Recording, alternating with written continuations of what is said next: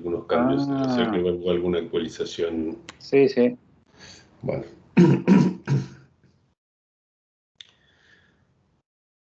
Bueno, son las 12, ahora en un minutito ya comenzamos.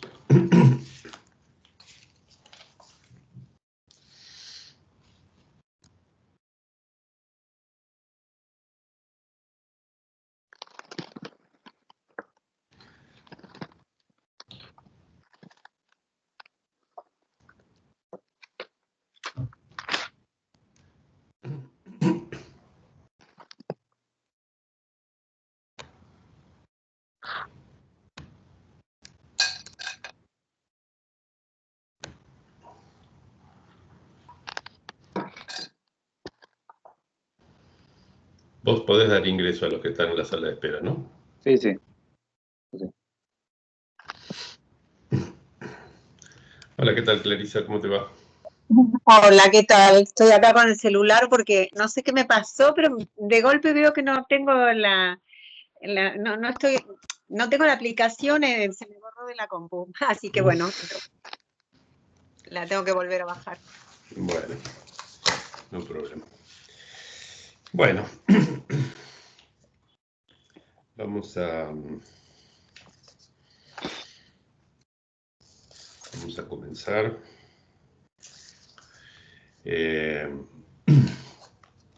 Abro el paraguas y pido disculpas de antemano si salen algunas desprolijidades, pero yo pensé que iba a estar muy cómodo con 3 semanas por delante para preparar 2 seminarios, pero fue tal la cantidad de cosas que sucedieron en estas 3 semanas que fue muy difícil trabajar, concentrarse, etcétera. Entre la primera aparición por Zoom de Miller, todo un debate acerca de la gente joven que no entra a la escuela. Me invitaron a participar en una noche de una conversación de escuela esta noche, con el cual tenía que preparar un trabajo muy delicado.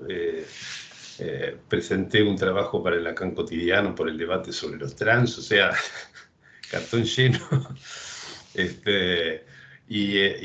Y encima me di cuenta, mientras tanto estaba preparando mi seminario, noté que esta vez ver estos 2 seminarios era demasiado. Porque está la cantidad de cosas que hay que discutir a partir de la posibilidad de dejar de lado el principio del placer, las cosas que se modifican por la secuencia, digamos, de consecuencias lógicas que tiene eso, que no creo que me alcance la reunión de hoy para hacer todos esos comentarios, así que probablemente tenga que dejar algunos para la próxima reunión. Bueno. Gerardo, perdóname antes Sí. que empieces, porque acá me aparece solicitar control y si me parece que me tenés que dar control para que yo pueda dar ingreso a quien quiere ingresar. Ah, mira vos. Quizá eso cambió, por eso que tal vez no Qué puedo raro, grabar. qué raro, puede ser. Bueno, en fin, lo arreglaremos la próxima vez antes de la reunión. Te digo para que estés atento por si hay gente que quiere entrar y Sí, sí, sí. no... Ya estuve haciendo yo los ingresos, sí. Por eso. Bueno, vamos a ponernos a tono con el tema de hoy. A grandes rasgos, lo que venimos haciendo en las 2 últimas reuniones es seguir cambiando de perspectiva acerca de las relaciones entre esos rasgos que desde el año pasado llamé réplicas indiciales.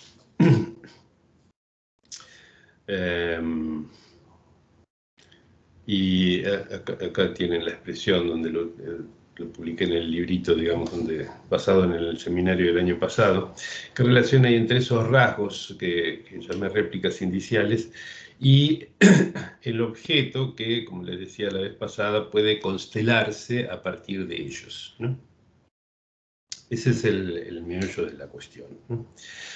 La vez pasada vimos a Lacan preguntarse si en la transferencia el analista debía ser I mayúscula o A minúscula, ¿sí? Un tema que, en fin, en el que me he interesado ya desde hace muchos años, más de 10 años, y hoy lo veremos responder esta pregunta una vez que haya redefinido la minúscula como el objeto causa del deseo, ¿no? Como les mostré en las últimas reuniones, derivar el deseo de la necesidad malogra la idea que Lacan se hace del objeto, y veremos que eso es así hasta muy avanzada su enseñanza.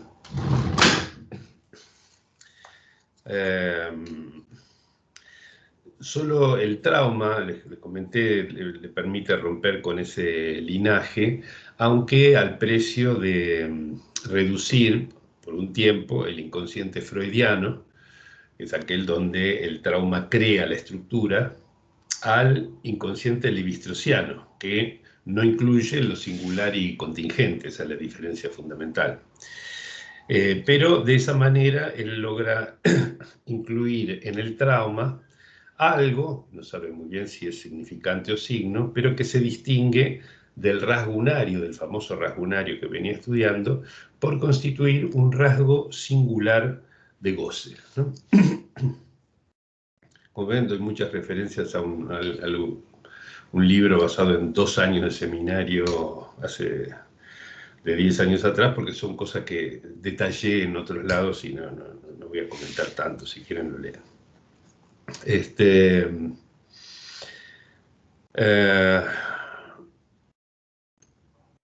Entonces, de hecho, vimos que la identidad del objeto no depende de su materialidad, de la cosa concreta, digamos, ni tampoco de su aspecto, ni siquiera de su belleza, en el caso de los objetos libidinales, sino de ciertos rasgos que los singularizan y a partir de los cuales él se constela mediante una creación imaginaria basada en signos de vivencias de goce, ¿no? Que eso es justamente lo que llamaba la réplica indicial. Y en esta línea, después hay que hacer el detalle fino, pero desde esta perspectiva, el superyo, el objeto libidinal, el objeto parcial y el objeto A, todos ellos siguen la misma lógica que la vez pasada despejamos, ¿sí? No es como lo proponía Lacan en el seminario 9, que todos ellos estén enmascarados por sus atributos, ¿no? Digamos, esta sería, la I sería la máscara, ¿sí? De los atributos, sino más bien que esos rasgos, esos objetos son la máscara de los rasgos, digamos, ¿no? O sea, el objeto enmascara el rasgo, ¿sí? Es como el señuelo, la fantasmagoría que enmascara el rasgo que lo sostiene, ¿no? Hay una inversión allí que pongo a consideración de ustedes y que voy a tratar de fundamentar más aún hoy, particularmente en términos clínicos vinculados a la noción, por ejemplo, del final del análisis, ¿no? Toda la reunión de hoy va a estar vinculada con eso. Además, cosas que, en definitiva, van a ser más fácil todavía la lectura de los testimonios del final del análisis. Por lo menos en estas 3 semanas convulsionadas estuve revisando cerca de 2 docenas de testimonios de distintos AE, y realmente veía que se simplificaba la lectura haciendo esta inversión. Tal vez en algún momento podamos dedicar un tiempo a discutirlo con algún ejemplo, algún testimonio. Bueno, esto nos llevó a discutir con Lacan, a debatir con Lacan en torno a 3 relaciones, además de la relación entre rasgo y objeto, otras 3 relaciones, que son las relaciones inconsciente repetición, huella y afecto, y dirección de la cura, estructura de la neurosis, ¿no? Todo esto, sigo repasando lo que estuvimos viendo en la última reunión, ¿no? Y por último, vimos en el objeto A otro epiciclo, ¿sí?, destinado a sostener en la teoría el principio del placer, en cuyo lugar convendría situar, más bien, en mi propuesta, digamos, a partir de erradicar ese principio, situar más bien una constelación de rasgos de goce, ¿no? Todo esto, por supuesto, es algo tentativo, algo que hay que explorar, hay que ver clínicamente su relevancia, etc. Pero me sorprendió haber podido pescar en los testimonios del final del análisis esa inversión. En fin, tal vez alguno de ustedes tenga ganas de hacer ese trabajo y pueda contribuir a aliviarme el trabajo de la próxima reunión. Bueno, hoy vamos a comenzar a explorar el segundo tercio de la enseñanza de Lacan. Yo desde hace muchos años lo divido desde Roma hasta el 62, primer tercio de la enseñanza oficial, ¿no? Me refiero a Lacan, su seminario, del 62 hasta el 71, el seminario 18, particularmente el Literater, el segundo tramo, y luego el tercero hasta el seminario de Caracas, que es lo último. Entonces empezamos ya ahora el segundo tramo ya de la enseñanza de Lacan, segundo tercio. Y lo vamos a hacer, como les decía, discutiendo los seminarios 10 y 11, como les dije, lo que podamos, ¿sí?, e incluyendo, por supuesto, la única clase de lo que Miller llama el seminario inexistente, porque en realidad tuvo una sola clase. Lo fletaron a Lacan y después, cuando retomó su seminario unos meses más tarde, decidió cambiar completamente el tema, así que quedó en suspenso eso.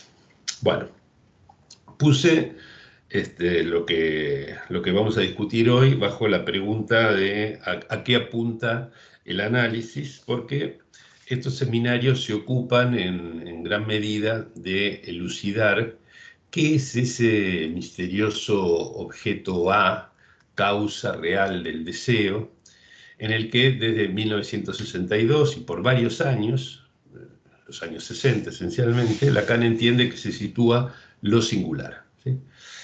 Y ustedes saben que el análisis apunta a lo singular, ¿sí? Por poco que hayan leído las cosas que produzco desde hace bastante tiempo, sabrán que la pregunta ¿a qué apunta el análisis? Y la pregunta ¿qué lugar tiene el analista? Tienen una y la misma respuesta, ¿me entender? ¿Sí? Ya que el analista ocupa en la transferencia, esto es lo que llaman las flechaderos, ¿no? En la transferencia el sujeto se dirige a su singularidad X, ¿sí? Pero al mismo tiempo en la transferencia el partener del sujeto es el analista, por lo tanto el X designa al mismo tiempo el sitio del final del análisis, el tú eres eso al que apunta, y el lugar donde el analista habrá de esperarlo, ¿no? De hecho, es al final del análisis el sujeto está allí, como decía la fórmula de Boes-Var, Solis-Verden, ¿sí? El sujeto está allí, entonces por eso que el final del análisis coincide con el paso del analizante a analista, ¿no?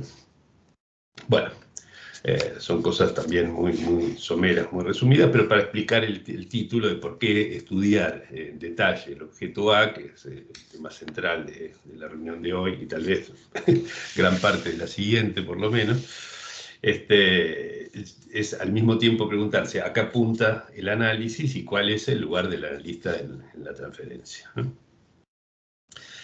Y ambas preguntas son entonces solidarias de una tercera pregunta, tácita, y que sin embargo va a pasar al primer plano en nuestra reunión de hoy, que es la pregunta ¿qué es un psicoanalista? ¿Sí? Es esa pregunta cuya X, si se mantiene abierta, da vida a la escuela de Lacan, ¿sí? Que algunas escuelas hayan sido fundadas y que incluso lleven el nombre de escuela, no hay garantía de que estén vivas, ¿sí? Ya que los cementerios también están llenos de lápidas con nombres propios y fechas de nacimiento. Hoy discutiremos el seminario que precede y el que sucede al momento en que Lacan fue excomulgado de la IPA, en 1963. O sea que estos seminarios están ahí situados, pegados a la bisagra, ¿sí? antes y después de la excomunión, ¿sí? Y Lacan, piénsenlo, fue excomulgado de la IPA por haber deseado resucitarla, ¿sí? Despertar al muerto. La tensión de esa hora, tensión que por supuesto es la tensión usual entre el discurso del amo y el discurso analítico, se palpa además en varios tramos de estos seminarios, ¿sí?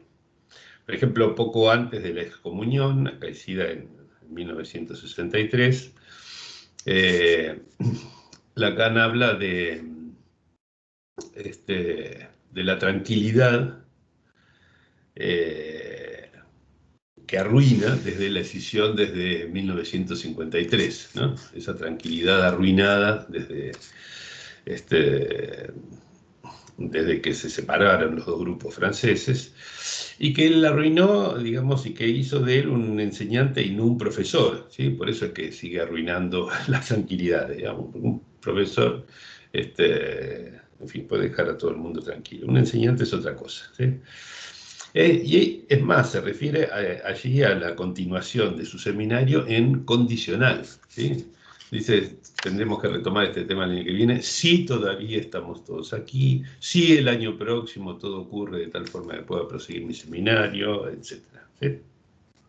Bueno, efectivamente tenía razón en usar esos condicionales, ¿sí? Y una vez expulsado de la IPA, excomulgado, como él dice, Lacan señala que esa institución volvió inoperante el nombre de Freud,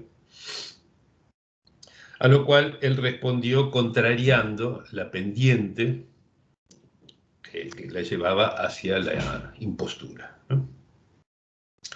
Lacan, muy duro, muy certero y muy duro, las dos cosas, no vacila en comparar la IPA con una iglesia que venera religiosamente a un Freud muerto, ¿sí? Y remata esta cuestión, corona más bien esta cuestión, criticando a los que lo dejaron, a él, a Lacan, para volver a rezar en la iglesia, digamos, ¿sí? Dice así, les voy a leer este párrafo que yo no recordaba, que me pareció muy claro, ¿no? Dice, hablando del análisis, ¿no? Dice, se intenta reconstituir en este campo, el campo del análisis, al máximo, la jerarquía, es una palabra clave esa, la jerarquía de la habilitación universitaria, ¿no? Donde uno hace el grado, después el posgrado, después el postdoctorado y así siguiendo, ¿no? Como una... eso, digamos, como la creación de una jerarquía, contra la cual Lacan vino a hacer todo el diseño de su escuela, pretendiendo superarla, ¿no? Cosa que no es nada fácil. Y dice, se intenta reconstituir entonces en este campo al máximo la jerarquía de la habilitación universitaria y hacer depender la entrada en el escalafón de otro que ya está dentro, ¿sí? Es decir, que los que están adentro deciden quiénes van a entrar por cooptación, como se dice, ¿no? Cooptación de sabios, lo llama Lacan en algún momento. Dice, el asunto no se queda en esto. Cuando ya han encontrado su camino, su modo de pensar, aún la manera de desplazarse en el campo analítico, a partir de la enseñanza de cierta persona, que en esa época podía ser, por ejemplo, la persona de Lacan, se van a buscar a otros, los de la IPA, ¿sí? De quienes piensan que son unos imbéciles, para obtener de ellos la autorización, la calificación extrema de que están bien capacitados para practicar el análisis. Es decir, el certificadito, el título de analista didacta, ¿no? Bueno, entonces, el problema de la escuela en particular y del lazo analítico en general es solidario de la concepción ética y de las coordenadas doctrinarias que definen el sitio de lo singular. Este punto es crucial, ¿sí? Así como es solidario del lugar que tenga o no la disidencia, tan bien definida por Spinoza y explicitada por Tatiana en un libro que estoy leyendo de hace poco. ¿No? Dice, decidir es romper con lo impuesto y con las imposturas para una exploración sin garantías de lo que aún no sabemos, ¿no? A diferencia de lo que es desertar, ¿sí? Que es algo que se podría aplicar a quienes se formaban con Lacan y después volvieron a la IPA. Bueno, y como este libro es maravilloso, lo recomiendo a todo el mundo. Y como les dije, desde la clase 9 del seminario 9, Lacan sitúa lo singular, Lacan sitúa lo singular en un objeto A, entendido como causa real del deseo, ¿no? Bueno, escribí cientos de páginas al respecto, la verdad, pero no puedo evitar, discúlpenme ustedes, el volver sobre este asunto en la medida en que nuestra tarea es ahora explorar las consecuencias de erradicar de la doctrina analítica todo aquello que depende de la postulación del principio del placer.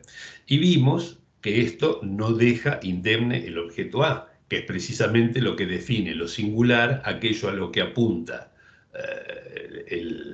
la experiencia analítica en cada uno de sus analizantes, pero al mismo tiempo lo que define la ética que establece qué tipo de lazo reúne a los analistas entre sí a nivel de las instituciones, sean escuelas o no. O sea, que no hay ningún forzamiento en pensar la cuestión de la política del psicoanálisis, la organización política de los analistas en el sentido no partidario, ¿no? Sino escuela. Y el problema del lugar de lo singular, ¿sí? Bueno, en fin. Vamos a poner manos a la obra. Voy a dividir la tarea en 6 tramos, pero les aseguro que no creo que pueda ni siquiera terminar bien 5. ¿Sí? El 6º quedará para el siguiente, tal vez el 5º también. No quiero apurarme, quiero que lo veamos con tranquilidad, que tengamos tiempo para discutir. Bueno, entonces el primero de los tramos que quiero conversar con ustedes tiene que ver con la relación entre amor y deseo. Para explorar el afecto de angustia, Lacan aprovecha un trabajo de Rappaport que repasa las heteróclitas acepciones del término afecto en la teoría analítica, ¿no? Como descarga pulsional, como tensión conflictiva, incluso como señal de peligro en el yo. Todas concepciones que son, ya lo hemos visto, herederas del principio del placer, ¿sí? Y Lacan, que va a estudiar la angustia en ese seminario 10, la angustia como un afecto, ¿sí? De todas ellas se va a quedar solamente con la tercera, ¿sí? La de la angustia como señal, pero además reformulándola de manera tal que no dependa del principio del placer, o sea, se aparta lo más posible, manteniendo, casi le diría, nominalmente, la noción de angustia señal freudiana, ¿sí? Porque va a redefinir el peligro en términos del deseo del otro, ¿no? Eso es una de las cosas más conocidas del seminario 10. Así, por ejemplo, dice que el otro concierne a mi deseo, ¿sí? Les traje la cita, concierne a mi deseo en la medida de lo que le falta sin que él lo sepa, ¿sí? Porque solo así, dice, yo puedo encontrar lo que a mí me falta como objeto de mi deseo, ¿no? Yo, digamos, no tengo nada que criticar aquí del asunto, incluso aunque salgamos de la noción lacaniana del objeto, que todavía tiene ciertas rémoras de la noción del principio del placer, de la postulación del principio del placer. Pero yo entiendo esto diciendo que se debe a que mi deseo de gozar, ¿sí? Valiéndome del otro, ¿sí? Se acopla al suyo de gozar valiéndose de mí, ¿sí? Que no se acopla, no quiere decir que haya ninguna complementariedad, ¿no es cierto? Del mismo modo, leo esto de que sea un objeto A el que desea. Si pienso que como causa, entendido el objeto A como causa, A no es más que un nombre del deseo de gozar. Entonces, me parece perfecto, nada que cuestionar, simplemente como una precisión respecto de qué entendemos allí por A. Pero bueno, vamos, como les decía, vamos paso a paso, ¿sí? Lacan considera que aún no está establecido el estatus del objeto del deseo, porque la gente se la pasa traduciendo como estatuto, que es un reglamento. El estatus del objeto del deseo.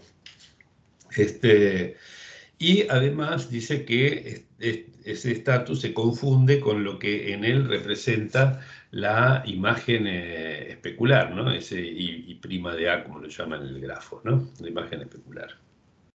Cosa que nosotros podemos referir al carácter constelado, precisamente, de ese objeto, ¿sí?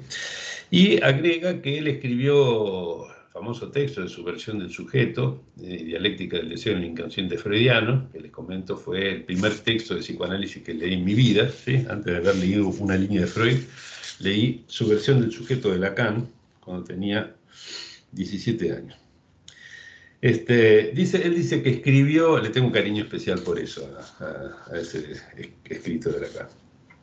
Agrega que escribió Subversión del sujeto para cuestionar la función del objeto, ¿no? Es muy interesante esta precisión que hace acerca del objetivo de todo su texto, ¿no? Escribió Subversión del sujeto como para poner en tela de juicio, mal traducido por en cuestión, la función del objeto, ¿no?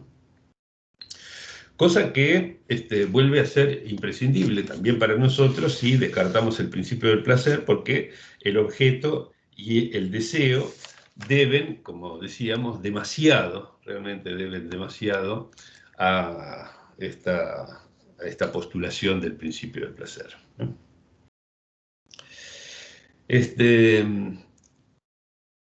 Prosigo. Si ustedes recuerdan que Freud llamó, lo vimos el año pasado, ¿sí? Lo comento para los que no estuvieron, Freud llama libido a lo que en verdad debería haber llamado lust, ¿sí? Pero en el sentido no del placer, sino del goce lacaniano, ¿sí?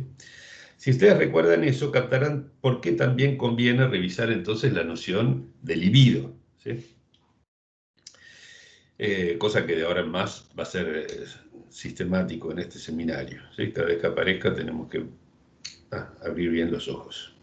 Cuando Lacan suscribe, por ejemplo, la economía freudiana entre libido de objeto y libido narcisista, no solamente parece olvidar su propia oposición a la idea de un autoerotismo primario, ¿sí? Que aquí contradice, vamos a ver por qué. Es rarísimo esto, nunca más vuelve a aparecer esa contradicción.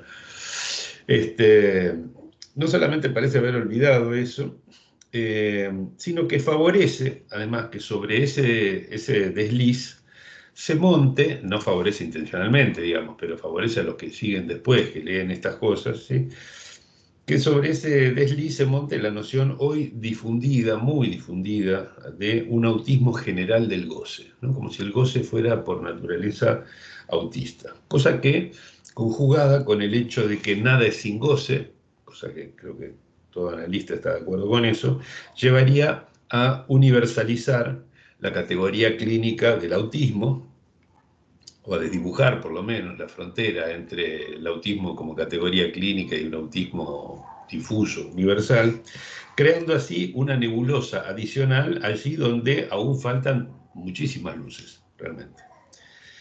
Y quizás Lacan mismo lo haya notado porque pronto va a reemplazar ese modelo de la libido como algo fluyente, ¿sí? Por el de la libido como órgano, ¿no? El famoso mito de la laminilla, ¿no? Cosa que para mí la verdad que no resulta muy útil, pero por lo menos evita este inconveniente que les mencionaba recién, ¿no? Lo sortea por lo menos ese inconveniente. En cambio, cuando propone que en el amor el deseo no concierne al objeto amado, ¿sí? O cuando no se asombra, como Freud, de que haya regresión del amor a la identificación, veo yo por lo menos, confirmarse allí esa dialéctica que vengo estudiando del año pasado entre la réplica indicial y la constelación del objeto, porque el deseo, que es deseo de gozar, apunta a la réplica indicial de experiencias de goce, respecto de la cual el objeto no es más que una fantasmagoría constelada a partir de sus huellas, ¿no? Bueno, en fin, es fácil decir por qué disentimos con los diversos argumentos planteados por Lacan para sostener una separación estructural entre deseo y goce, ¿sí? Este es un tema que me ha entretenido a lo largo de años, hace mucho tiempo, esta relación entre deseo y goce. De hecho, me invitaron a hablar la semana próxima en Bahía de Brasil sobre eso, ¿no? Y puse como título el misterio de la relación entre deseo y goce.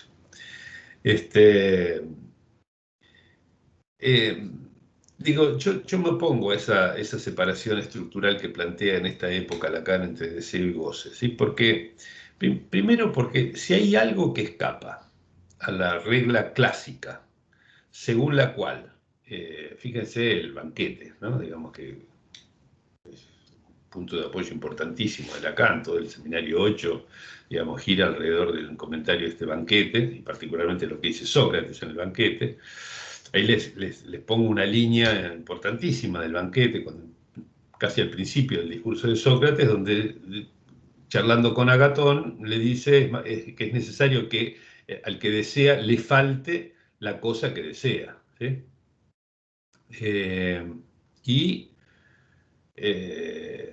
Parecería entonces que hay una relación intrínseca, digamos, entre deseo y falta, ¿sí?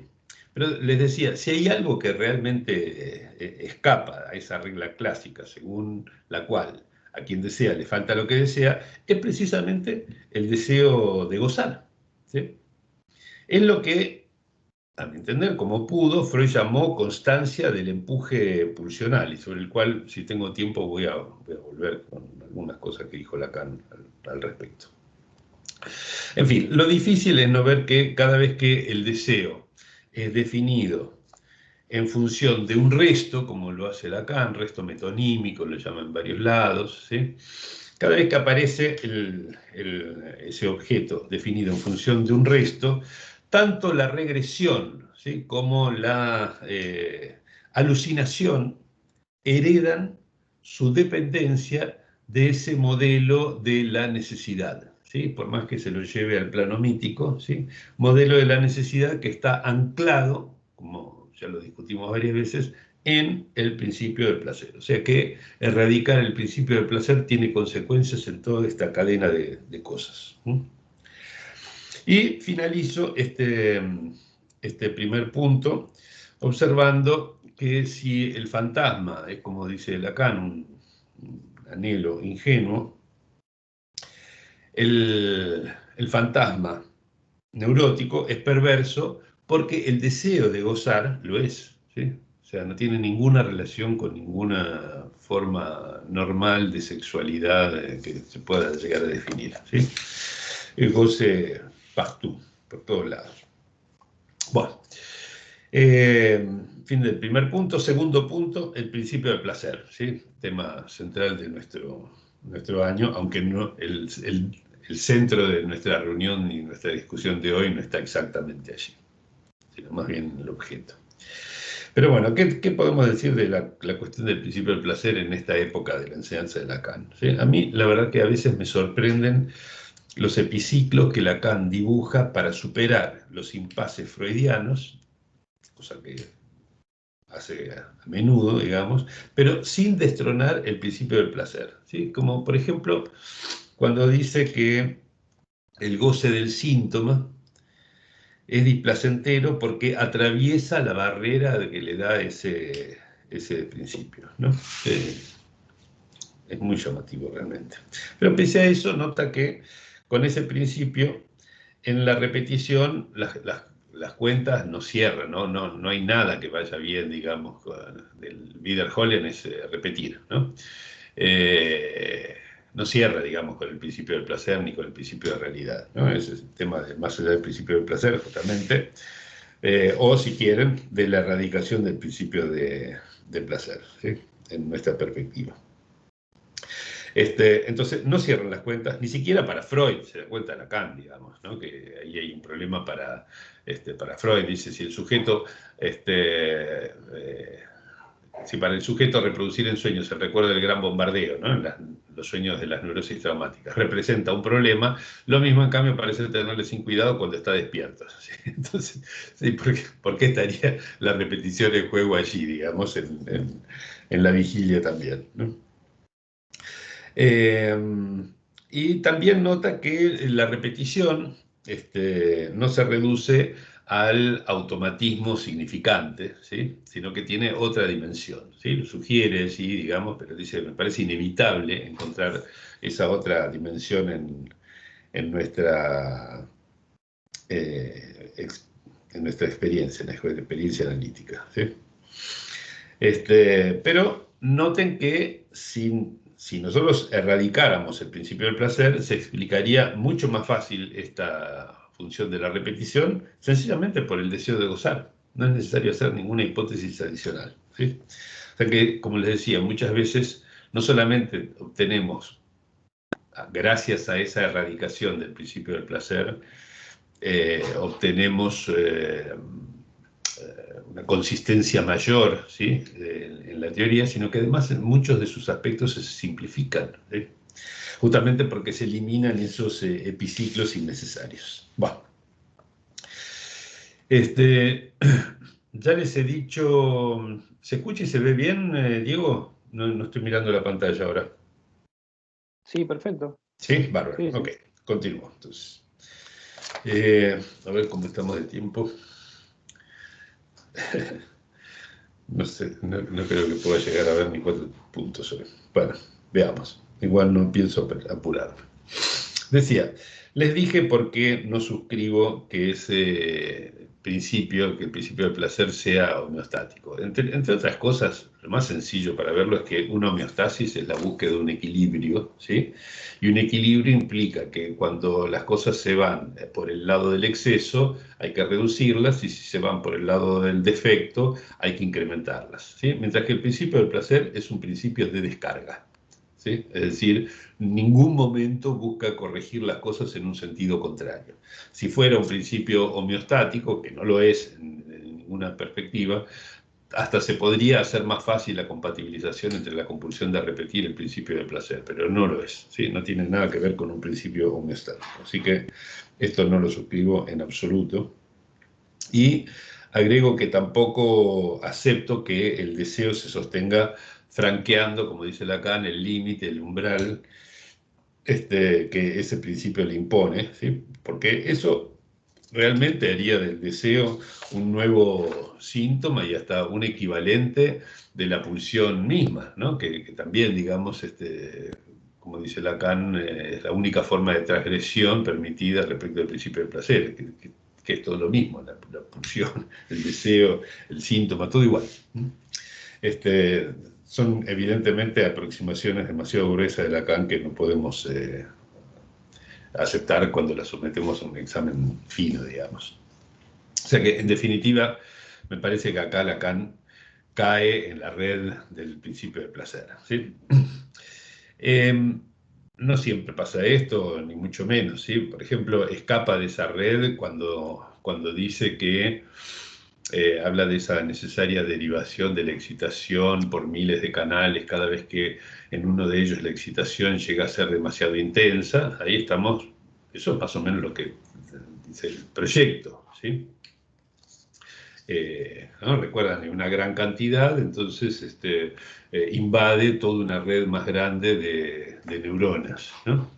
Cada una de ellas, la excitación pasa a ser menor sencillamente porque se reparte, digamos, ¿no? Pero fíjense, él dice, la filtración del estímulo a la descarga, ¿sí? Ahí el aparato en el que se define es el Realig como autoerotisch, ¿no? Autoerótico, ¿sí? Y esto otra vez vuelve a ser problemático, digamos, este carácter autoerótico por lo que habíamos dicho antes, ¿no? Entonces, Lacan mismo se da cuenta del problema Muy gracioso, ¿no? Ahora, ahí sin tapujos, digamos, está hablando de la IPA como una iglesia, ¿no? Porque dice, como tenían que situar esto en algún momento del desarrollo, y como la palabra de Freud es para ellos el Evangelio, los analistas sacaron la conclusión de que al lactante le es indiferente todo lo que le rodea.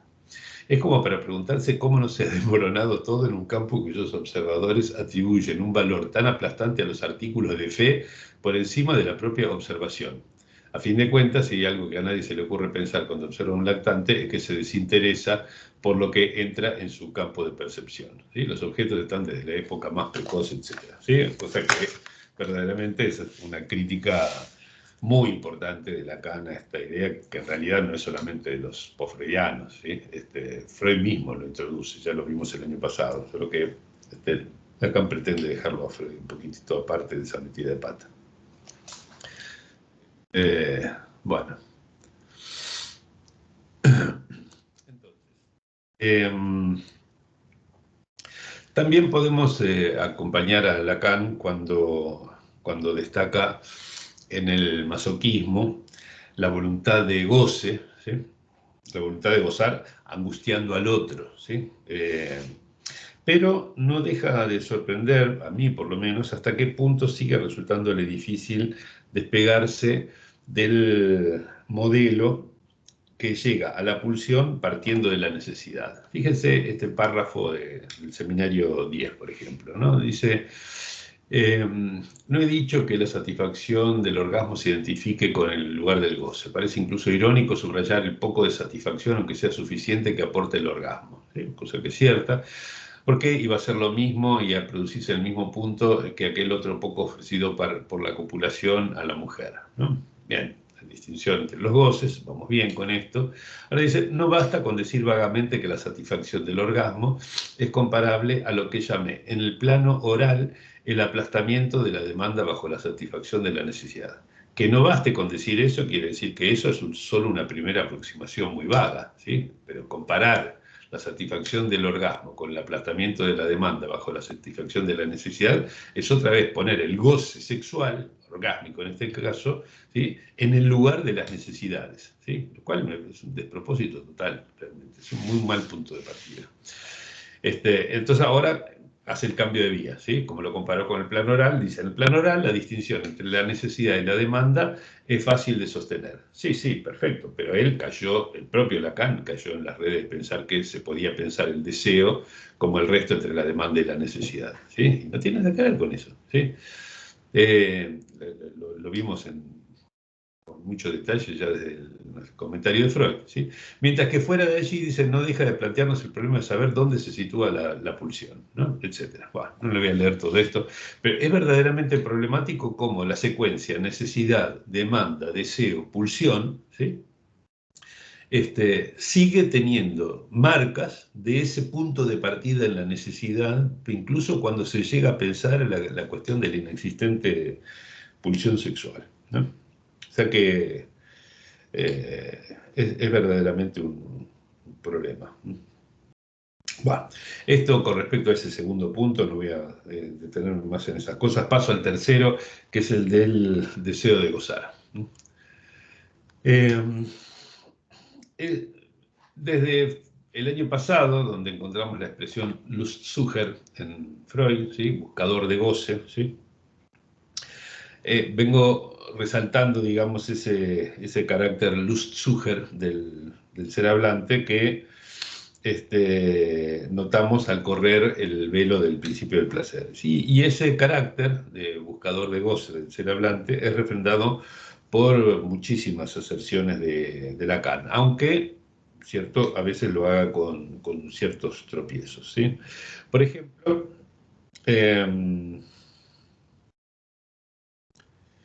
a ver si está ahí.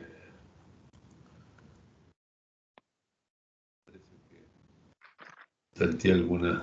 Acá está. Acá está. Por ejemplo, cuando habla de la asimilación del goce del objeto a un significante, ¿no? Dice, si fuera posible, dice, bueno, se trata precisamente de lo que resiste a toda asimilación a la función del significante, ¿no? Es decir, esta oposición, digamos, entre el objeto y el significante, como resto no simbolizable, y por eso simboliza precisamente lo que se pierde con la significantización, ¿no? Esa es la teoría del algoritmo de la división subjetiva, como se llama en el seminario 10, ¿no? Pero prosigo, ¿sí? Dice, pero este desecho acaba constituyendo el fundamento del sujeto deseante, no ya fíjense, no ya el sujeto del goce, sino el sujeto en tanto que se encuentra en la vía de su búsqueda, que no es búsqueda de su goce.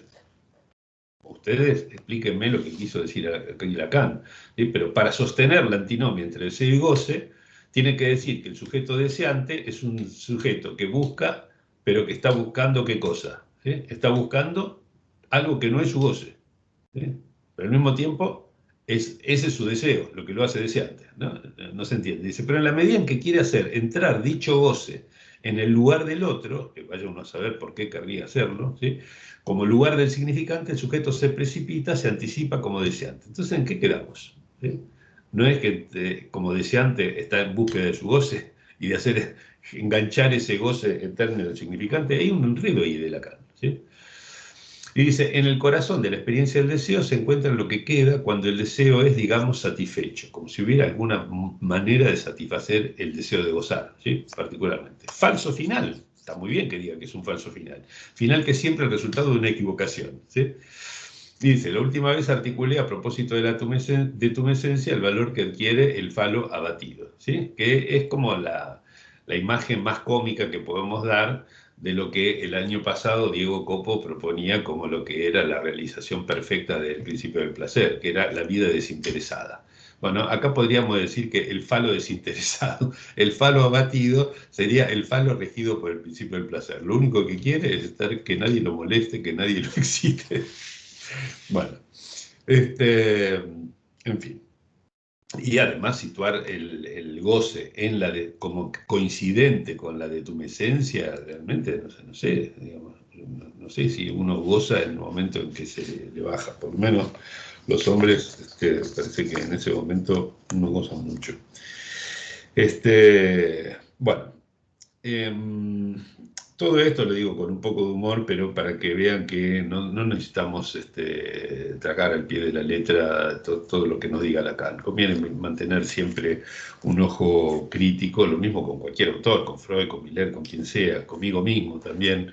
No se traguen todo lo que yo le digo, porque puede haber inconsistencias, problemas de observación, contraejemplos, etc. Y tenemos que estar atentos a eso, ¿no? Al fin y al cabo, esto no es una teoría, no es más que una doctrina de la clínica. Bueno, ¿por dónde andaba? Es más claro, por ejemplo, que todo lo anterior cuando habla acerca de la insaciabilidad del deseo. Sí, eso sí es mucho más coherente con lo que venimos diciendo que lo otro que acabamos de leer. O también que diga que, por ejemplo, ese polimorfismo del goce no es solamente cosa de niños, que para los adultos es exactamente lo mismo. O, por ejemplo, cuando hace de toda pulsión una actividad, como decía Freud, un fragmento de actividad en la forma de, lo mejora todavía Lacan a Freud cuando introduce en lugar del Werden el Magen, ¿sí? En lugar de ser mirado, el hacerse mirar, ¿sí? Y el hacerse chupar o comer, engullir, o el hacerse oír en el caso de la pulsión invocante, el hacerse cagar en el caso del objeto anal o de la pulsión anal, en fin. Realmente me parece que está muy claro, digamos, cómo esto sintoniza mucho mejor todavía que el modo en que lo planteaba Freud con el carácter de buscador de goce del ser hablante, ¿no? Hacerse chupar, hacerse cagar, hacerse oír, hacerse mirar, etc. Bueno. Pero creo yo que no identifica con mucha claridad si lo irresistible, si lo irrepresible, si lo que digamos, es imposible de reprimir, es la pulsión, ¿sí? Que poco tiene de natural, como subraya, o por lo menos pretende mostrar, O si lo irrepresible es la libido, ¿sí? Las dos cosas le parece que son irrepresibles, pero ahí hay una falta de precisión que me parece que tiene que ver con el problema de asimilar todavía libido y lust, ¿sí?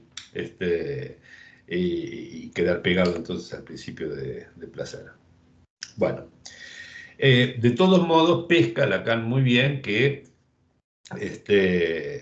que venga de Dios, como dice la Biblia, ¿no? En el Eclesiastés, goce de la vida, ¿sí? Venga de Dios o del superyo, hay algo que empuja a gozar, ¿sí? Aún si eso angustia, ¿sí? Aunque angustia, hay algo que empuja a gozar, ¿sí? Llamémoslo Dios o superyo, no importa tanto, ¿sí? Esta referencia bíblica es buena. La que no me parece buena, y ya le discutí la otra vez, es ese modelo bíblico del origen del deseo en la ley, ¿sí? Que él busque fuerza, digamos, tratando de hacer equivalente al Edipo, y en verdad no se equiparan. Se puede explicar mejor el Edipo en términos de deseo de gozar y economía de los goces que en términos de deseo y ley regidos por el principio del placer. Ya lo discutimos el año pasado. Ese modelo no es, digamos, el modelo paulino, ¿no? De que la ley engendra el deseo, ¿sí? Por introducir la prohibición. No se puede aplicar aquí realmente, mal que le pese a Lacan. Y la relación entre deseo, goce y voluntad tampoco puede aceptarse así sin más, ¿sí? O sea, que el deseo se presente como voluntad de goce me parece perfecto, ¿sí? Es lo que yo vengo llamando el deseo de gozar, ¿sí? Ahora dice, sabemos del perverso que lo que aparece como satisfacción sin freno es defensa y puesta en ejercicio una ley que frena al sujeto en su camino al goce, ¿sí? Realmente yo no veo cómo se puede sostener esto. Nada de lo que conocemos acerca del perverso, ¿no? Si ustedes leen, por ejemplo, la Venus de las Pieles de Sacher Masoch, ¿no? No parece allí que haya un freno en el camino hacia el goce, ¿sí? La voluntad de goce, dice Lacan, fracasa, encuentra su propio límite, su propio freno en el ejercicio mismo del deseo. No, porque si pensamos el deseo sin esa falsa antinomia nacida del principio del placer, el deseo como voluntad de goce no encuentra allí ningún freno, no hay ninguna ley, más bien que hay una compatibilidad absoluta, ¿sí? Y el perverso dice, no sabe al servicio de qué goce ejerce su actividad, en ningún caso es al servicio del suyo. Mentira. ¿Sí? Si acabamos de ver que el perverso puede gozar de angustiar al otro, entonces él también goza. Que no se trata del mismo goce en el perverso que en su partener, ¿sí? Bueno, y lo mismo cuando dice que el neurótico solo puede desear según la ley, no puede dar su estatus a su deseo más que como insatisfecho, como imposible. Bueno, en definitiva,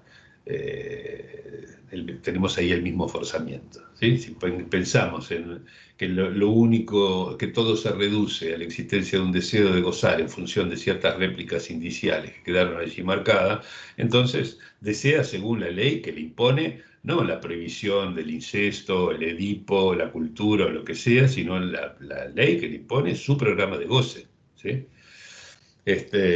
Con la forma que ello tome. En fin.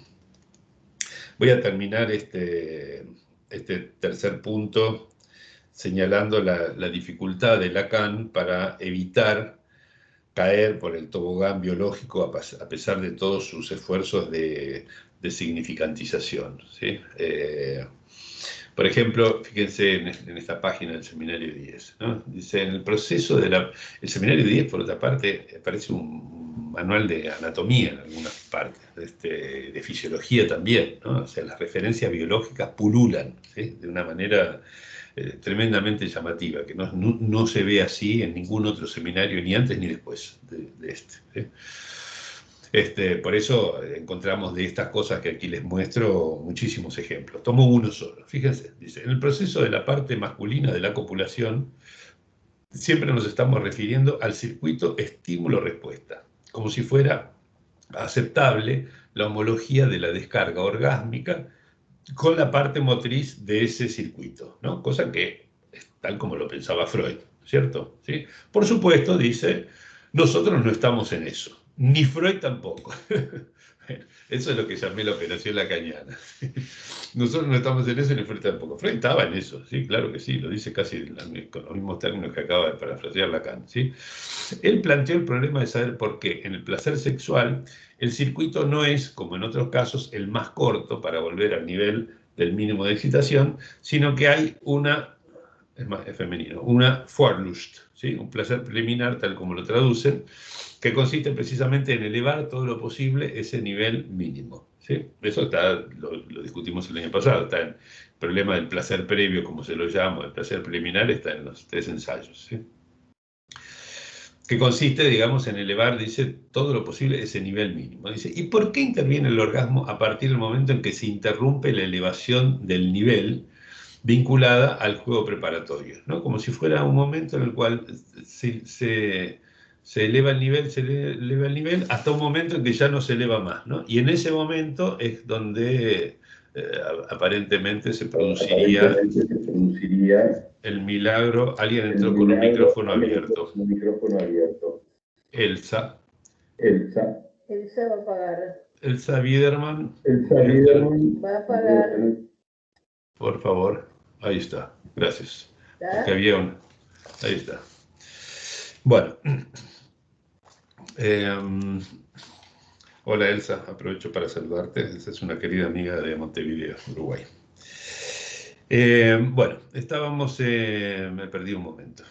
Bueno, esto, digamos, ven aquí cómo este tobogán biológico, digamos, este apego a las cuestiones de la anatomía, de la biología, del principio de placer, la caída de la excitación, etcétera, son... llevan a decir algunas cosas respecto del... por ejemplo, de lo que ocurre en el plano de la sexualidad, que, en fin, tal vez se explicaría mejor de maneras muy independientes de ese principio del placer. Pero bueno, no voy a tratar de convencerlos, lo dejo para que ustedes lo vayan pensando. Cuarto punto, la pulsión, ¿sí?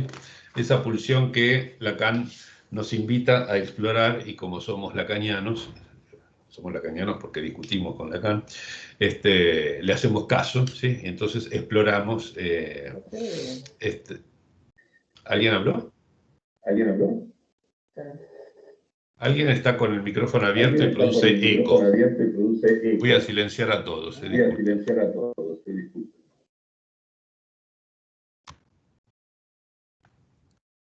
Bueno. Ahí se me escucha, Diego, abrir tu micrófono. Sí, perfecto. Listo, gracias. Bueno. Entonces estábamos en esto de que Lacan nos invita a explorar el campo de la pulsión y que le vamos a hacer caso, ¿sí? Por ejemplo, vamos a discutir con Lacan algunos de sus planteos del seminario 11. ¿Sí? Si no hay pulsión genital, ¿no? Estamos de acuerdo, ¿sí? No hay pulsión genital, ¿sí? En ese caso, en el otro, no se busca ningún objeto A, ¿sí?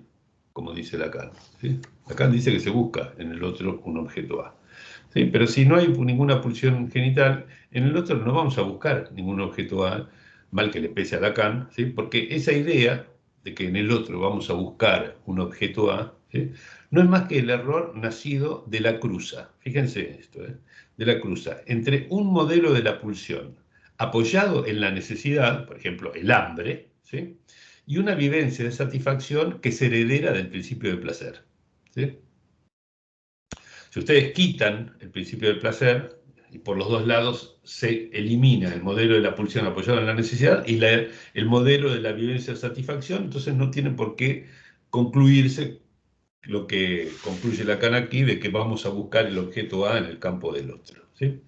Por lo tanto, así cae la supuesta conexión que el objeto crea entre la pulsión y el otro, ¿sí? Esto es algo que a mí me sorprendió realmente. No siempre estuve convencido, por cosas que decía Lacan, Miller, muchos otros, de que verdaderamente el objeto A era lo que inauguraba el campo del otro, etc. Me doy cuenta de que todo eso puede caer en tela de juicio si erradicamos de nuestra doctrina el principio de placer. Digo, por lo tanto, la conexión con el otro debería pensarse en otros términos. Tampoco creo que podemos suscribir la idea de que la angustia de castración nace de un nudo biológico entre muerte y sexualidad, que es lo que plantea Lacan aquí en este seminario 10. ¿Sí? Leo algunos de los puntos, digamos. Esta cuestión de la aparición de dos sexos y su contemporaneidad genética, digamos, con la emergencia, el surgimiento de la muerte individual, ¿no es cierto? Donde la supervivencia de la especie se anuda con la pulsión de muerte, ¿no? Un descubrimiento biológico, ¿no? Que juntaría los dos puntos que hacían el nudo de lo no reconocido, ¿se acuerdan en el caso de Signorelli, muerte y sexualidad? ¿Sí? Pero esto lleva a Lacan con este modelo de necesidad, demanda y deseo, ¿sí? A pensar que entonces en el sexo lo que demandamos es la pequeña muerte, ¿no? Que es uno de los nombres que se le da al orgasmo, ¿sí? Está buenísimo llamarlo la pequeña muerte, pero entre esa muerte y lo que es la muerte de la pulsión de muerte me parece que hay un abismo enorme, ¿sí? Y creo que el propio Lacan se da cuenta de que hay algo enorme porque dice lo que demandamos, morir, incluso morir nos da risa. Yo creo que se está divirtiendo, digamos, de la conclusión a la que llegó de manera un poco precipitada, ¿sí? Dice, si lo que se satisface es esta demanda de muerte, pues bien, se satisface, por Dios, a buen precio, porque uno sobrevive, ¿no? Es decir que, digamos, pretende encontrar un nexo entre muerte y sexualidad a nivel biológico, pero lo que le queda es, digamos, en el plano significante, es algo bastante cómico, por no decir absurdo, ¿sí? El problema es que de ahí deriva, dice, no estoy diciendo que la angustia de castración sea una angustia de muerte, es una angustia relacionada con el campo donde la muerte se anuda estrechamente con la renovación de la vida, ¿no? Y la verdad que no hay nada en esto que se pueda sostener, igual que muchas aceleraciones que parten de este tobogán biológico, ¿no? Espero que en el próximo número del Lacan Cotidiano salgan algunas elucidaciones que hice sobre transexualismo que van más o menos en esta misma línea. Ni lo voy a mencionar acá.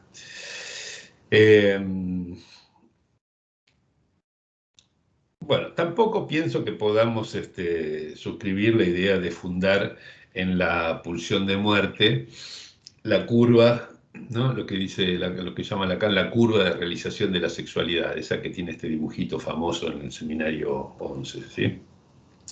No creo que podamos fundar en la pulsión de muerte, como lo hace Lacan, digamos, esa curva sexual, por más bonito que sea el fragmento heraclitiano que la metaforiza, ¿no? Ese que hace el juego de palabras entre bios y bios, ¿no? Entre arco y muerte, ¿sí? Al arco se le dio el nombre de la vida y su obra es la muerte, dice ese fragmento de Heráclito, ¿no? Entonces, prácticamente en ese equívoco estaría resumido este circuito, ¿no? Que es la idea de Freud, ¿no? Digamos que la muerte sería algo así como, en sentido clausewitziano, sería que la muerte es la continuación de la vida por otro medio. Bueno, no me parece que nada de esto se pueda, por bonito y poético que pueda ser, sea algo sostenible, que tenga algún valor, digamos, para pensar la experiencia analítica, ni mucho menos las cuestiones de la cultura, el malestar en la cultura. Esto ya lo discutimos bastante. Sí, por más que quepa, cambia un poco de tema, digamos, pero para tener en cuenta las limitaciones que tiene este esquema que tanto se nos ha metido ahí, incluso por su analogía con el grafo del deseo, fíjense ustedes, por más que quepa comparar el iris que rodea la pupila con un esfínter, porque se abre y se cierra, ¿no? Igual que el ano, por ejemplo, o que la boca, ¿no? Más parecido a un ano que una boca, no pienso realmente que podamos hacer de ese iris una zona erógena para la pulsión escópica, ¿no? Que es lo que pretendería este esquema y lo que dice Lacan acerca de que la atención siempre es un lazo y no puede disociarse de su regreso sobre la zona erógena, ¿no? Que sería en forma de circuito, como dice aquí, después de haber marcado un gol, ¿no? Un punto. Realmente no es un esquema que podamos sostener con seriedad. Muy limitado a algunos casos y ni siquiera es un buen modelo. En fin, piénsenlo, madúrenlo, traigan alguna crítica, algún comentario o defiéndanlo si quieren, ¿sí? Soy abierto, digamos, a todas las discusiones. Hay en esto, a mi entender, doy mi opinión, digamos, al respecto, un despropósito que es solamente comparable con esas pulsiones fantásticas, como les llamé el año pasado, ¿sí? Las fantásticas pulsiones yoicas que Freud inventó y que Lacan y nosotros también rechazamos, ¿sí? Porque no tienen nada que ver con las pulsiones. Pero bueno, digamos, me llamó la atención cuando releí estos seminarios el hecho de que los dos tienen muy, muy reiteradas caídas por el tobogán biológico, como por ejemplo ponerse a hablar de las neurosis inducidas en el laboratorio, como si tuviera alguna relación la neurosis del animal, o incluso cuando compara el goce del animal con el goce de los seres hablantes, ¿no? Creo que habla del goce de la cucaracha, del escarabajo. Realmente que compare esas cosas, aunque sea para mostrar la diferencia, con el goce del orgasmo en los seres hablantes, me parece realmente que, en fin, no digo ni siquiera que es gratuito, yo creo que es costoso, ¿sí? Que es algo que grava negativamente la lectura que podamos hacer de lo que ocurre en la experiencia analítica, digamos, en la vida en general y en la experiencia analítica en particular. A veces Lacan asimila, como Freud, el empuje pulsional y el afán de descarga, ¿sí? Como lo hacía Freud desde el proyecto, el Entwurf es el proyecto, ¿sí? Reiz es el estímulo, ¿no? El estímulo interno. Y sitúa, esto es tremendo, ¿no? Sitúa el yo realidad, el real-ich, ¿sí? Lo sitúa como localizable, ¿sí? En el sistema nervioso, ¿no? Aunque intenta separar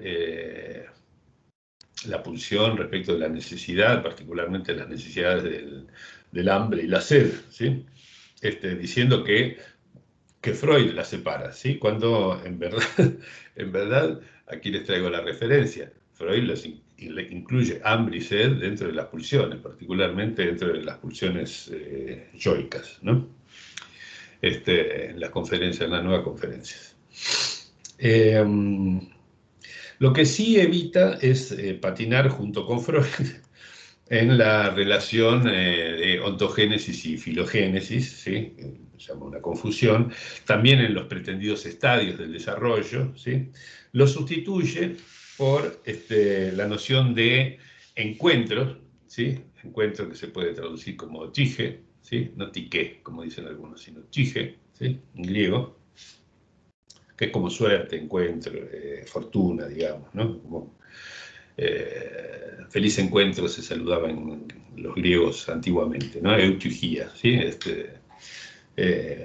Buena suerte que nos encontramos. Y esto es afín, para los que estuvieron el año pasado, al modelo del volcán de harina que utilicé para explicar por qué no es necesario suponer un desarrollo lineal por ciertos estadios con sus regresiones para pensar las fijaciones pulsionales, ¿no? No lo voy a repasar, aunque el modelo hoy o la próxima vez lo voy a retomar en algún punto. De todos modos, cómo vuela la hora. Lacan suma varios errores al explicar la constancia del empuje pulsional, ¿sí? Primero dice que es una constancia temporal, porque la pone al ritmo, ¿sí? Digamos, no es lo mismo algo que se mantiene todo el tiempo igual a algo que tiene un ritmo que implica subidas y bajadas, ¿no es cierto? ¿Sí? Constante significa constante en el tiempo, ¿sí? Cuando hacemos referencia al ritmo, ¿sí? Pero resulta que André Green le hace al final de una reunión una excelente pregunta, que parece que lo dejó medio atónito a Lacan, que apunta a lo que yo llamé el equívoco de la noción de economía, es decir, que economía significa, por un lado, redistribución con suma constante, y por otro lado, tendencia al ahorro, tendencia a la descarga como el principio del placer, ¿sí? Y para responderle, improvisadamente, al final de esa clase, Lacan alude a lo que en física se llama el teorema de Stokes, que es sobre la constancia no temporal, sino espacial del flujo en una superficie, ¿sí? Es algo que lo expliqué en mi seminario hace como 10 años, ahí tienen la referencia, el teorema de Stokes, pero digamos, les traje el dibujito del libro para que vean que la constancia a la que se refiere es, dada esta superficie, que acá está marcada como una C, ¿sí? Si yo hago burbujas cada vez más grandes, ¿sí? El flujo de estas líneas, las flechitas que lo atraviesan, es el mismo en cualquiera de estas superficies, o sea, no importa el lugar en el espacio que ocupen estas burbujitas alrededor de esta superficie circular, el flujo de flechitas que la atraviesan es siempre el mismo. Es una constancia espacial, no es una constancia en el sentido del tiempo, ¿sí? Si quieren, es una especie de isotropía, digamos.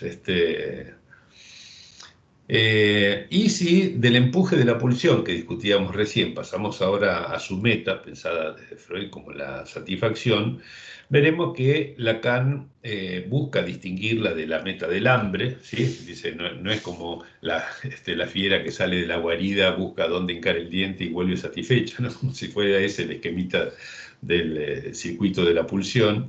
Busca distinguirlo y apela para distinguirlo precisamente a la noción de sublimación, donde la meta, que sería la satisfacción, está inhibida en su aspecto sexual, ¿sí?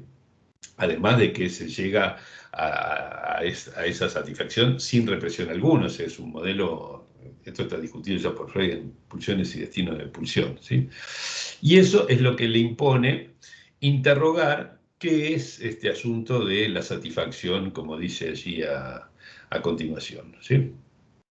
Para lo cual, a esto sigue lo que, a mi gusto, es una de las mejores indicaciones clínicas de todos estos años en Lacan, algo que ya comenté muchísimas veces, pero que lo hice sin criticar el principio del placer, ¿no? Que es cuando dice, bueno, pero ¿cuál es el problema con la satisfacción? Si los pacientes llegan porque no están satisfechos con lo que son, pero sabemos que todo lo que viven tiene que ver con cierta satisfacción, solo que satisfacen, dice algo que va en contra de lo que podría satisfacerlos, ¿sí? Cumplen con lo que ese algo exige, ¿no? O sea que ahí está hablando de una satisfacción casi en el sentido matemático del término, ¿no? Como cuando se dice hallar la X que satisface tal ecuación, ¿no? Y dice, aquello que satisfacen por la vía del displacer es al fin y al cabo la ley del placer, cosa que no me voy a meter, no es muy admisible, pero dice, pero penan demasiado, ¿sí? O sea, como pagan demasiado caro, ¿no? Ese penar de más, en francés hay un asterisco ahí que le pone el pie, que es un top de mal, ¿no? Que es como un exceso de trabajo, exceso de sufrimiento, ¿sí? Dice, esa es la única justificación de nuestra intervención, o sea que es como el centro de la ética del psicoanálisis, ¿no? Entonces, la meta se alcanza, ¿sí? Se alcanza, digamos, en el síntoma, por ejemplo, ¿sí? En el sufrimiento se alcanza la meta de la satisfacción. Dice, los analistas nos metemos en el asunto, nos entrometemos, incluso podríamos decir, en la medida en que creemos que hay otras vías más cortas, por ejemplo, o sea, donde no pague tan caro, con tanto trabajo, con tanto sufrimiento, con tanto tiempo de vida, para alcanzar una satisfacción, ¿sí? Y lo último, esto de que el estado de satisfacción se ha de rectificar a nivel de la pulsión, le dediqué páginas y páginas de algún libro, ya ni me acuerdo cuál, hace muchos años, así que y es muy complicado entenderlo, así que no voy a meterme en esos detalles. Pero lo que quiero decir es que aquí está como la clave de la ética del psicoanálisis, es decir, que no nos metemos con cualquier cosa que a nuestro entender esté mal en el analizante, ¿sí? Porque eso sería guiarnos por nuestras propias expectativas e inclinaciones, como decía Freud, ¿sí? Sino que tenemos que esperar que el diagnóstico lo haga el analizante, que él diga dónde es que paga demasiado caro por su modo de gozar, o por su síntoma, o por lo que sea, ¿no? Bueno, es una de las mejores cosas realmente que ha dicho Lacan en estos años para mi gusto, por la relevancia, es como que orienta la clínica, digamos, ¿no? Hay gente que piensa que primero tiene que saber si es un neurótico, psicótico, perverso, por ejemplo, para después de ahí definir la dirección de la cura. Pueden estar a veces décadas, ¿sí?, con un paciente sin saber cuál es el diagnóstico estructural. Y no porque ustedes sean malos diagnosticando o porque tengan que recursar psicopatología, sino porque hay diagnósticos diferenciales que son imposibles. Histeria y locura maníaco-depresiva, por ejemplo, pueden bailar unos cuantos años. Bueno, no en todas, ¿no?, pero en algunas sí. Por ejemplo, o entre algunas formas de la esquizofrenia ordinaria y de la neurosis obsesiva grave, por ejemplo, también complicadísimo. Entonces no es así, digamos, nos orientamos por el diagnóstico que hace el analizante, ¿sí? Por eso digo, esto dirige la cura, dirige la posición del analista, qué tomamos, qué no tomamos en consideración, en fin, es riquísimo realmente esto. En contrapartida, en esta época es que aparece la funesta idea de que lo real, entendido como imposible, obstaculiza el principio de placer, ¿no? Porque, digamos, en fin, de ahí vuelven a salir estas ideas de que hay defensa frente a lo real y que por lo tanto hay una especie de cobardía moral del neurótico, del psicótico que se defiende de la realidad, bueno, porque en definitiva es eso, digamos, se termina equiparando la realidad con ese real que entorpece, digamos, el buen funcionamiento divino del principio del placer. Bueno, también reaparece aquí, por supuesto, el equívoco en torno a la noción de economía, entre principio de placer como ley homeostática dentro del sistema nervioso central. Me impactó realmente, ¿no? Nada de esto podemos sostener, nada, lo que dice allí. Pero resulta ser que hasta el placer mismo parece romper el equilibrio, aunque equivalga al objeto bueno en el sentido kleiniano, ¿no? Lo que plantea allí. Es decir, que es un equilibrio que resulta casi imposible, digamos, ¿no? Porque el trauma se produce universalmente y además puede ser por exceso o por defecto, ¿sí? O sea que estaríamos condenados de alguna manera a la ruptura de esa homeostasis que tampoco creemos que exista. Bueno, son de vuelta los mismos epiciclos que hablábamos siempre. Voy a tratar de terminar mi cuarto punto, por lo menos, así señalo un límite más o menos coherente, y dejo un tiempo para la discusión, ¿sí? Más allá de todo esto, Lacan deshace la somera equiparación que había hecho antes entre el inconsciente levi-straussiano y el freudiano, señala el estatus ético como no realizado de ese inconsciente freudiano, y termino este cuarto punto mostrándoles algo en que acuerdo con Freud, cosa rara, digamos, que acuerdo con Freud y no con Lacan, ¿sí? Hay algunas cosas en donde me ocurre esto a la luz de eliminar el principio del placer. Freud compara la vida pulsional, creo que lo mencioné algo de esto el año pasado, con las sucesivas erupciones de lava de un volcán, ¿sí? Que es una imagen muy cercana a la del volcán de Harina que usé el año pasado y que les recordé hace un rato, ¿sí? Pero aquí el apego de Lacan por su esquema del arco, ese esquema del arco de la satisfacción pulsional, lo lleva a decir que la lava que atraviesa el borde vuelve a entrar en él, cosa que realmente no me parece sostenible, ¿no? Es otra crítica más que podemos hacerle a este esquemita. En fin, bueno. Queda mucho pendiente de todo, digamos, todo el quinto punto y todo el sexto punto. pero prefiero dejar, aunque sea 10 minutos, para abrir la discusión. La próxima reunión vamos a ver el final de lo que nos quede de estos, ¿cómo se llama? De estos seminarios 10 y 11. Quizás veamos cosas del 12 y del 13, no lo sé, no me voy a apurar. Pero ya saqué la pantalla compartida, ¿no? ¿Diego? Sí. Sí, bárbaro. La reunión siguiente sería entonces dentro de 2 semanas, ¿sí? El 27 de mayo. Así que tenemos todavía unos 10 minutitos para conversar, para discutir, para hacer agregados. Así que si quieren, levanten la mano en la lista donde dice participantes o pongan su cámara y su micrófono y charlan directamente.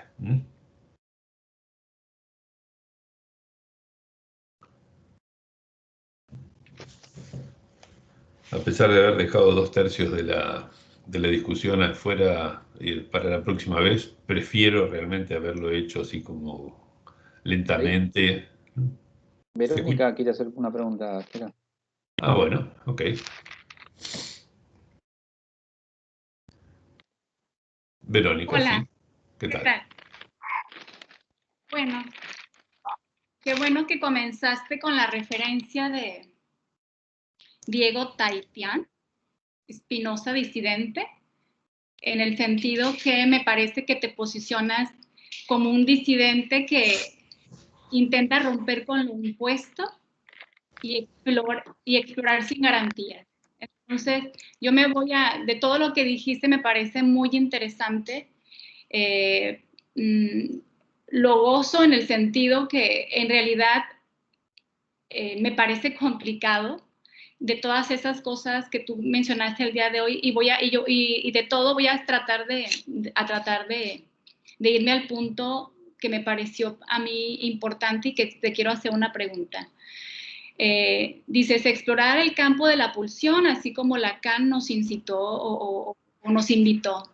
Entonces, ya en la segunda clase tú hablabas de cuestionar el objeto A como causa de deseo. Desde aquel momento me pareció también pues importante, pero complicado. Y luego aquí lo retomas y no quiero dejar pasar más sesiones, la verdad. Y porque cada vez se me acumulan más cosas. Entonces luego vienes y dices, romper con la conexión entre la pulsión y el otro, objeto A inaugura el campo del otro. Hemos estado acostumbrados en creer que el objeto A es el que permite ir a buscarlo en el otro. Entonces, tengo más cosas, pero me voy a concentrar en una pregunta en esto, Gerardo, en ¿qué queda entonces si ya no está la conexión? Si tú propones analizar la caída de la conexión entre la pulsión y el otro, mediante el objeto A no lo podemos ir a buscar en el otro, ¿qué habría entonces en lugar de eso? Si es que tiene que haber algo, o simplemente es Esa es la cuestión, Verónica, sí. La cuestión es si tiene que haber algo, ¿sí? Si es necesario que haya algo, ¿sí? Y bueno, y ahí está el asunto, ¿no? Si nosotros erradicamos la idea del principio del placer, obtenemos una visión muy distinta de esa experiencia que Freud llamaba vivencia de satisfacción, ¿sí? Más bien es el descubrimiento de una cantidad de goces insospechado a partir de una experiencia que puede acompañar, qué sé yo, no sé, el mamar o el cagar o lo que sea, ¿sí? Tal vez me explaye un poco más en ese punto sobre el objeto la próxima vez. Pero lo interesante, digamos, es que no se trata de que digamos, que la huella principal no está puesta en el hecho de que se haya calmado una molestia por hambre, por sed o lo que fuera, ¿no es cierto? Sino el descubrimiento de, oh, sorpresa, qué delicia estos goces, ¿sí? Chupar la teta de la madre, acariciarla, recibir las caricias de ella, sentir sus olores, intercambio de miradas, escuchar la voz, ¿no? Es como, wow, qué mundo interesante, ¿no? Interesante, qué sé yo, si nos interesa, si nos gustan esas cosas. También está la cuestión del gusto, qué sé yo. Hay que ver si no hay autismos primarios que tienen que ver con que nada de eso resulta del gusto del sujeto, ¿sí?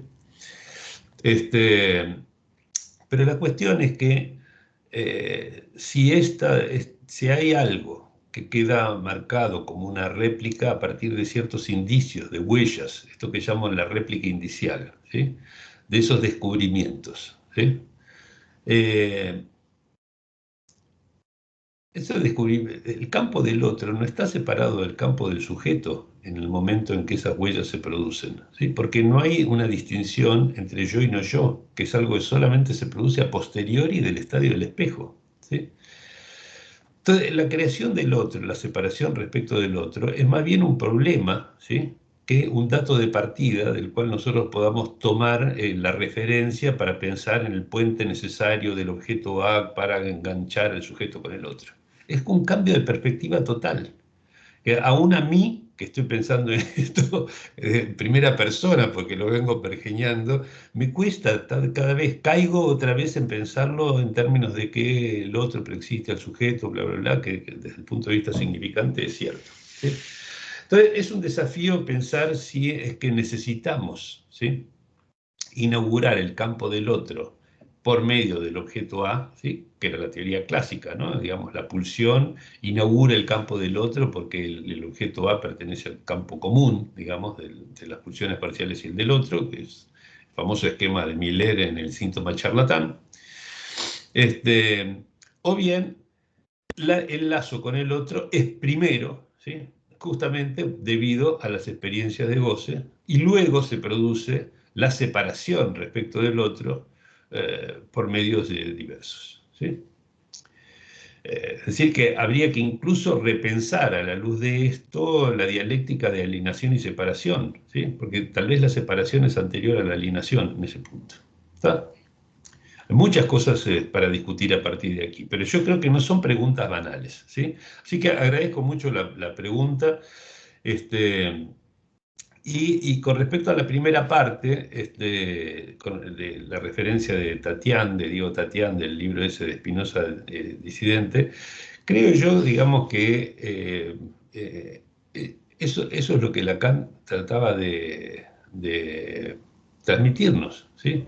Es decir, que todos fuéramos disidentes, ¿no? Digamos, si entendemos que la disidencia tiene que ver con lo contrario de la sumisión del sujeto al movimiento de las masas, ¿sí?, y por lo tanto con el respeto de la singularidad, ¿sí?, entonces todos disidentes debería ser el ideal de una escuela de psicoanalistas, ¿sí?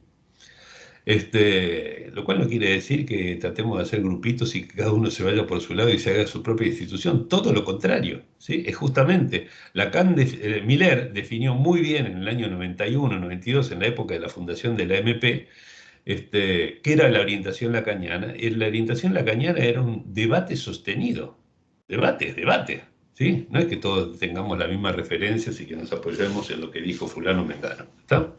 Es debate, es discusión, ¿sí? Y para eso es necesario que haya esa posibilidad de la disidencia, ¿sí? Clarisa, sí, te vi levantar la mano. Sí, quería, bueno, primero me parece muy buena la pregunta que se planteó en relación al objeto, el otro y ciertos supuestos, ¿no?, que venimos como teniendo, pero me parece que pensaba dos cosas primero, ¿no? Un poco en asociación, pensaba en el libro de los Lefort, ¿no?, del nacimiento del otro, y también en el testimonio de Freda de hace muchísimos años en relación a la modificación del otro, ¿no? Como digo esto porque al plantear la supuesta conexión entre el otro, entre el A y el otro, a esto es lo que yo anoté de lo que vos dijiste, a mí se me aparece, así en lo personal, podría decir, del recorrido de mi análisis, justamente una, como que el sujeto va al análisis por esa, desconexión, ¿no? Como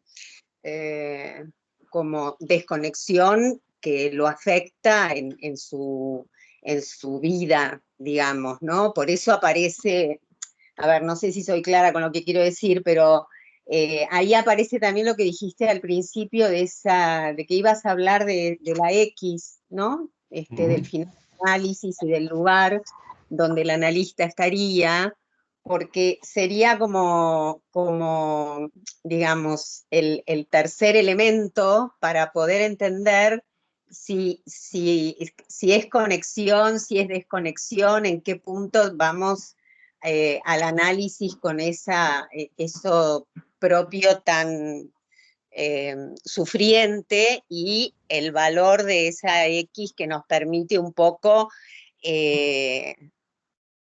digamos, hacer algún trayecto de una construcción de esas dos variables, porque las variables existen, el problema es cómo, digamos, digamos, por ahí, cómo extraemos algún saber de esa pulsión o de ese penar de más que tenemos, y cuál es el valor de esa variable del analista que nos permite, digamos, un poco penar de menos o saber qué hacer con ese penar, ¿no? Por eso esa crítica al diagnóstico. No sé si se entendió algo, pero me parece que estaba bueno porque creo que hay algo vos hiciste una referencia de que no hay teoría, no se trata de teoría, sino de una doctrina, no me acuerdo qué más dijiste. De la clínica. Doctrina de la clínica, que a veces dejamos muy fija la letra o los dichos de Lacan, se nos impone, o sea, mentalmente, y cómo hacemos para hacerlo pasar por ahí un poco por ese saber que uno extrae de su análisis, es decir, interrogar si la conexión entre el objeto y el otro a partir de lo que uno puede extraer de su propio recorrido puede permitirle otra lectura, ¿no? Eso es lo que quería decir, porque realmente, a ver si te escucho. No, digo porque uno, a veces lo que está escrito, y uno dice, bueno, si está escrito debe ser así también, ¿no? Es palabra de Freud. Palabra de Freud o palabra de Lacan, tendrán razón. Y por ahí, en el recorrido de un análisis, uno dice, ¿cómo esta supuesta conexión entre el objeto y el otro? No, yo podría decir, no hay nada más desconectado, ¿no? Por ahí el pasaje por un análisis te permite como hacer será nacimiento, será modificación, reconocer eso tan propio y tan ajeno para uno mismo, ¿no? Cómo se juntan esas variables. Me parece que la X es fundamental. Sí. Lo que te iba a decir, Clarisa, me gustó mucho. Hay, digamos, hay una parte de tu pregunta, de tu comentario, que es ligeramente disidente respecto de lo que yo planteo, cosa que celebro, ¿sí? Y, claro, y quizás, si tenés ganas, digamos, tiempo, en fin, podrías tratar de darle alguna forma preparada, digamos, y plantear algo de esto en la próxima reunión. La verdad que me gustaría mucho a mí, porque, en fin. Bueno, te diría que no sé si es disidente, o sea, no, se escucha disidente. Lo que sí te voy a decir que por ahí lo que te había comentado, que tiene que ver con algo de esto también, porque yo tomé de la flecha de Eros en la página 150, donde vos hablás de la dignidad y la meta de un análisis. Y me parece que no está alejado de esto que estamos hablando. Exactamente, sí, en eso estamos totalmente de acuerdo. Alguna vez vamos a hacer un seminario todo el año sobre la dignidad. está buenísimo, voy a participar. Lo que quiero leer es porque vos haces una referencia a Lacan en Dirección de la Cura, en la página 561, donde decís, escribís lo que dice Lacan: el analista actúa menos por lo que dice y por lo que hace que por lo que es. O sea, su X sería. Ujú. Bueno, no sé, me pareció que estaba ahí en sintonía y vos me planteás la disidencia. Bueno, me resulta muy bien. Hay algunos pequeños detalles donde veo la disidencia y, insisto, lo celebro, digamos. Bueno, ¿sí? Eso es lo rico, justamente. bueno, trataré de Una, descubrir la hay, disidencia. si te interesa, creo que en una virtualia de hace unos años le di una vueltita adicional a esto que vos tomabas de la flecha de Eros, en un artículo que resume un poco la discusión que tuve con Brodsky a partir del Congreso de París del 2014.